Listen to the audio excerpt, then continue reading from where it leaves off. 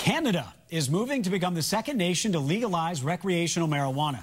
The Canadian Senate overwhelmingly approved what is known as Bill C-45, or the Cannabis Act. It will allow adults to possess and grow a limited amount of marijuana starting in September.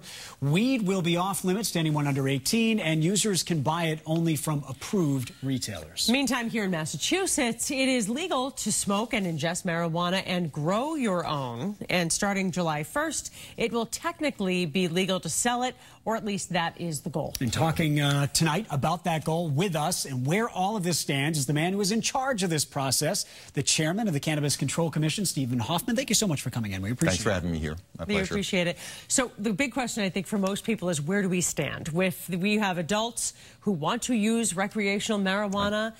As of July 1st, what can they do? What's going to happen? Well, we are meeting our legislative mandate, so we started with final regulations that were approved by the 15th of March. We started accepting applications on April 1st. The legislation says that we cannot approve applications before June 1st. There's nothing in the legislation about July 1st, but I recognize it as an expectation of the public. We've said from day one we're going to try to meet that expectation, but we're going to do it right. And it's more important to us to do it right and to think about what this industry looks like July 1st of 2019 and 2020. So it's going to roll out a little bit more slowly perhaps than people expected, and I'm sorry that those expectations have not been met, but again, they're expectations, not a legal requirement. Tomorrow is a big moment in this process. You're going to be voting whether or not to issue the first cultivation license to Sierra Naturals. We had them on last night. They're in Milford, but you have not yet issued any licenses for recreational marijuana retail stores. We haven't issued any licenses yet. Exactly, no licenses yet. Cultivation starts tomorrow, but retail is different. When might that happen? Well, so we can only move as fast as the license applications come in. So as of last week, we reported in our public meeting that we had 53 applications that are complete. For retail?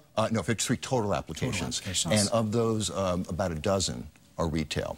So the way the process works, the application is complete. Then what we do is we start our own internal review, we send it out for a background check, and we notify the city or town that this application is being reviewed, and the city and town has 60 days to get back to us. So the question is what sequence the applications come in, who has priority, but in this queue of 53, there are about a dozen retailers. So, you know, we've got material to work with. It's just a question of the sequencing and timing. For people who don't want a marijuana store in their town, and several towns have voted to ban them from there, what do you want them to know about this process? There are obviously the people who want to be able to walk into a store and do this, and then there are the people who don't. Yeah, you know, the cities and towns have an absolute right to be partners in this process. The licenses are issued at the state level only, but the cities and towns have a right to make sure that it works for their community, and the legislation allows them to ban if they choose to do so. 40-odd communities have banned. There have been a large number of communities that have put moratoriums in place, but those are not bans. Those are just saying, okay, now the Commission has issued their final regulations. We want time to go through our planning process to make sure it works for our city and town. And I think that's perfectly acceptable. And it's one of the things, though, that's going to make it a relatively slow rollout.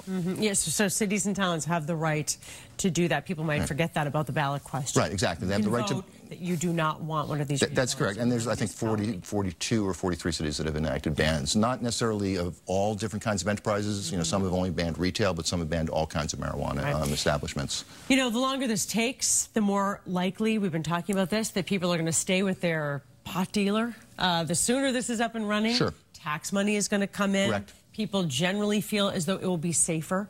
There's no question it's going to be safer. We're going to, you know, everything's going to be labeled. Everything is going to be packaged in a way that is clear what you're getting, what the potency is, that there are no chemicals in there. Everything's going to be lab tested. So absolutely it's going to be safer. So, you know, it's a good thing that we're going to get to. It's just getting there the right way. But there's no question it's a good thing. You might not know the answer right now. When do you anticipate that first store to open up? Yeah, I'm going to not answer that question just because there's just too many moving parts. So all I can tell you, the process, as I said, we're going to do our first vote tomorrow. I'm not, you know, we have to vote on this, so there's no guarantee. But the commission is going to make, the staff is going to make a recommendation tomorrow on Sierra. We're going to vote on it, and then every week you're going to see 3, 4, 5, or 6 of these.